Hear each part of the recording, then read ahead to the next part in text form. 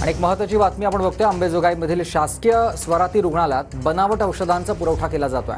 अन्न आणि औषध प्रशासनाच्या तपासणीत ही धक्कादायक बाब उघड झालेली आहे। सुरत आणि ठाणे या ठिकाणच्या चौघांवर आता गुन्हा दाखल करण्यात आल्याची माहिती आहे। बनावट औषधांच्या मागे आंतरराज्य टोळी असल्याची शक्यता वर्तवली जाते।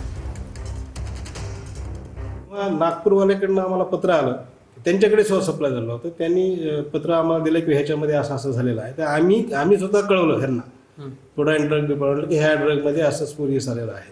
ते पत्रव्यवहार पण आहे आपल्याकडे। त्यानंतर त्यांनी त्याची तपासणी पूर्ण जांच करून त्याच्यावर FDA कारवाई केली आणि त्याच्यावर आम्ही त्याच्यापासून औषधं घ्यायचे स्टॉप केले आणि त्याला जे काही त्याचं बिल होतं ते बिल नाही काढलेलं आपण आणि यापुढे औषधं घ्यायचे नाही असं आम्ही ठरवलेलं आहे। औषधाचे नमुने औषध निशाने काढल्यानंतर शासकीय विश्लेषकानं त्याच्यामध्ये इझिथ्रोमायसिन हे घटक द्रव्यच नसल्याचं घोषित केलेलं आहे। या प्रकरणी तपास चालू असून उत्पादकापर्यंत तपास करण्यासाठी पोलिसांची मदत घेण्यासाठी त्याच्यामध्ये FIR दाखल केलेला आहे। याच्यामध्ये म्हणजे मोठं रॅकेट असण्याची शक्यता आहे।